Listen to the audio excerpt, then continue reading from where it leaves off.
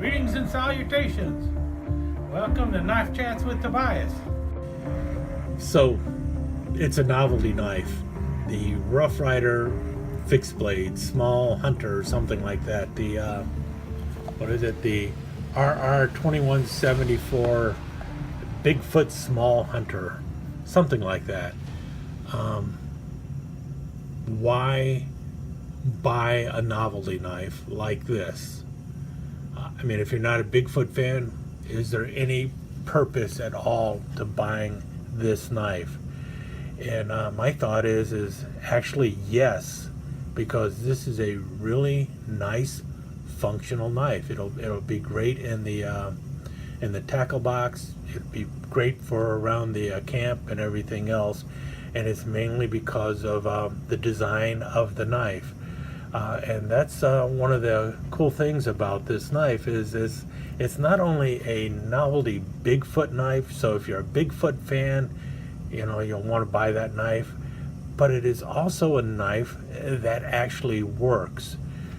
And I had it in my wish list in my on my SMKW account for well over a month, and what was stopping me from buying it actually was the fact that it was a novelty knife. And the reason, you know, right there, Bigfoot. I'm a big fan of Bigfoot and everything, but do I need a novelty fixed blade Bigfoot knife? And the answer was not really. It's cool. It's only $10, so what's $10? And it's like, well, $10 could go to something else. And what the $10 ended up going to was getting me over the threshold so I'd have free shipping. So it was like, do I want to spend $8 on shipping, or do I just throw in the Bigfoot knife and spend $2 on the Bigfoot knife? And that's what I ended up doing. Now let me step back a minute, because like I mentioned, the reason I was interested in buying it is because I looked at it and I thought, man, that looks pretty functional. This could be a really good bait knife, or a good small camp knife, or just a nice little knife in the kitchen for food prep and such. And that's because of the blade that it has. Notice that nice curving blade there. And yeah, definitely a good little chopper slicer kind of thing. Nice saber grind going on.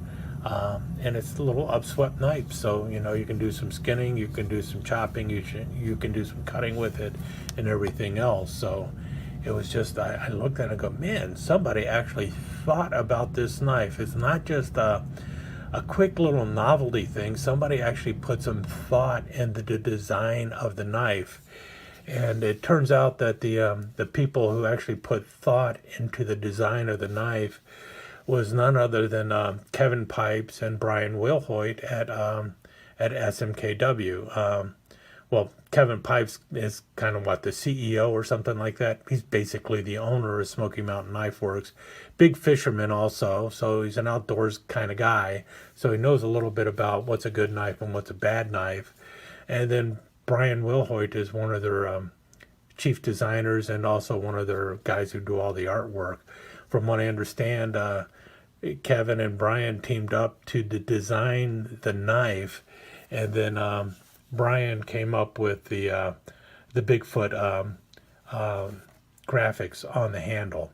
And there's also different graphics on the larger knife and also on a 5-inch fixed blade. So currently there's 3 knives in this series, with this little small hunter being the little fixed blade in the Bigfoot lineup. But the blade is just a terrific design, and the handle fits the hand nicely. Really just a nice, you can definitely grip this knife. It just feels good.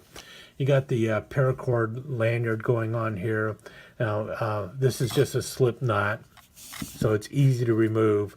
I actually put the knot in this end of the line so that when I pull it down, I don't pull it so far that I end up pulling it all the way off and have to retie it. But you can easily remove this paracord, re-knot it, do whatever you want with it. So, but if you needed to use this paracord, looks like you got about 2.5, 3 feet of line here that you can actually do stuff with. And if you see it, it actually goes through a brass lanyard tube. And then you have 2 pack of wood handles on there, held on with brass rivets. It's nicely smoothed all around. The top of the tang, it's a full tang knife, but the top of the tang, you can kind of feel it a little bit above the pack of wood. The bottom is pretty close. You can also definitely feel a little bit of a ridge, but not much. But when you're gripping it, you can't tell at all. I mean, when you're actually looking for it, you can feel it. Often it's like, man, can I feel anything? Let me press down harder. Yeah, now I can feel it. I'm pressing down hard enough, I can feel it. You know, that kind of thing. When you're looking for the flaw, you can find it. If you're not looking for it, you're not going to notice it. Same with right there. You notice there's a little bit of a flaw there. This side is a little further up on this side than here. Quite frankly, what I'm planning on doing is rounding that off a bit on both sides, which is a wonderful thing with wood handles, is you can actually modify them a lot easier. So I'm going to smooth this down a little bit so that when I'm doing something like this with my thumb, I can get it over there much more easily, and I won't feel the little groove right there, the shelf right there. I can sand that down a bit and get my thumb to rest in there easier on either side with either hand, so on and so forth. Also, if you're pinching right there, you'll be able to pinch it a whole lot nicer by just rounding that off a bit. It's a $10 knife. Do I expect them to make all the final finishes on it? Not really, not for $10.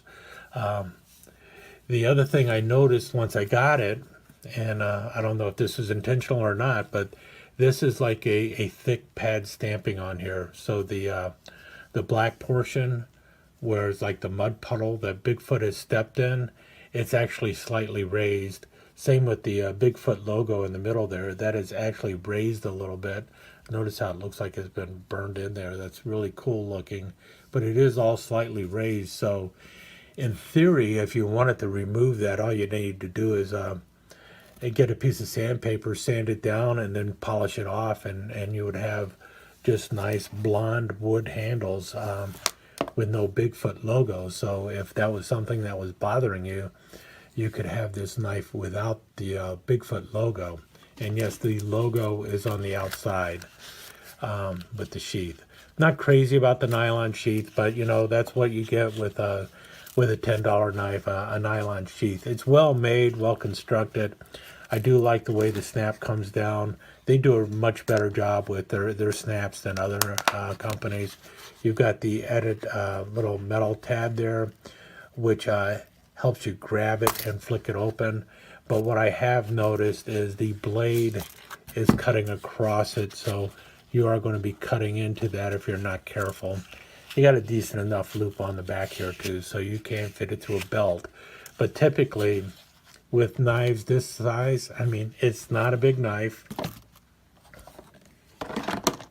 As you can see here, I mean, you're talking about a knife that is what? A little over 7 1/4 inches long. You got a handle that comes in right at 4 inches, and you see the blade here. The overall length of the blade is almost 3.5 inches, but you have a cutting edge there that is right over about 3 1/8 of an inch or so. And well, if you notice when you grab it, your hand actually just falls into the natural guard there where the choil is and everything. So feels good with like that. You can also obviously get it like that and cut. Really nice little chopper, little scraper, whatever you want to do with it. So it just looks like it's going to be an excellent little bait knife for, you know, chopping and dicing up your bait, and also little food prep now and then. So definitely a knife that, you know, for your day tripping or just going out in the woods for a day or even a couple days camping or something. This is probably all you would need for most of your chores and around the camp. And that's the good thing about it, is it's just a nice, neat little camp knife. And the way the handle is, see how that your hand is up above the blade, so when you're cutting down, you're not coming in contact with the board right away. So you can definitely see, watch. See, you get the full rock of the blade and your hand is not hitting the board. So definitely just a great little slicer if you need one, or dicer or cutter, whatever you want to call it. So, it's one of those things where they made a really great knife, and then they made it and they put it out in a novelty line. So a lot of people are going to overlook this knife simply because they're going to look at it and go, it's a novelty knife. And hopefully Rough Rider or Smoky Mountain Knife Works will rectify that problem and bring this knife out in other lines, because it's just a terrific little fixed blade.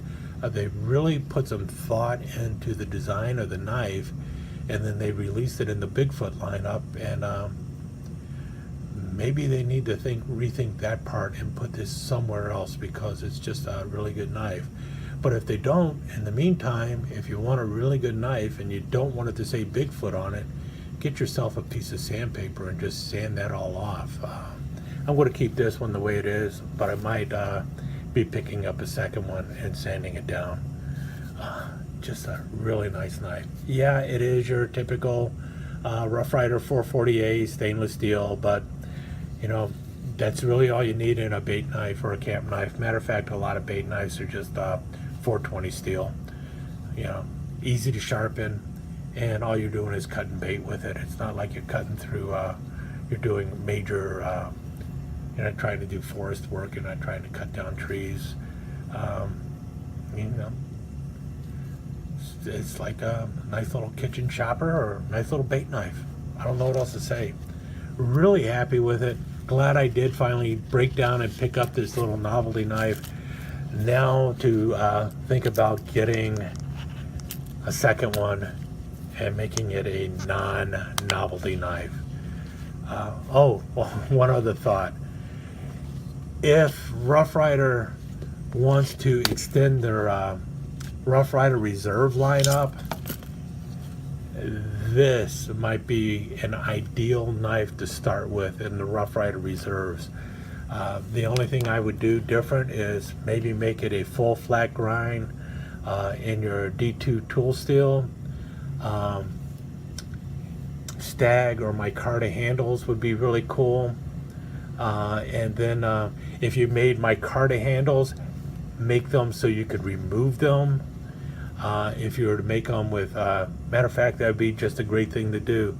Put removable handles on this knife, give it a nice flat grind all the way to the spine, give it that 90-degree angle there.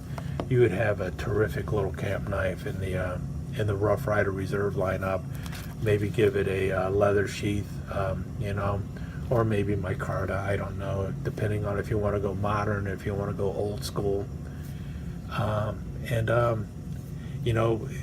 With the size of it and everything like that, you could probably have this made in D2 tool steel in the USA for under $70. It would just be a fantastic little knife. Anyway, that's my last thoughts on my Bigfoot, or my little Bigfoot bait knife, hunter, whatever they want to call it. Little Bigfoot fixed blade. Man, I really like this knife. Stick around for some slides.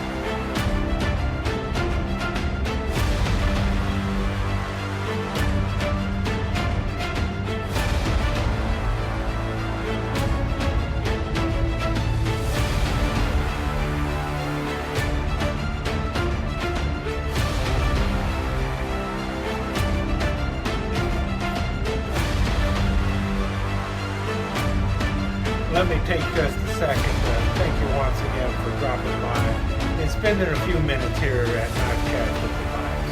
I really do appreciate it, and I do appreciate any comments that you leave. So please remember to give me that thumbs up, and also don't forget to subscribe and ring that notification bell so you'll know when the next episode is up and running. Thanks again for dropping by. Really do appreciate your time here.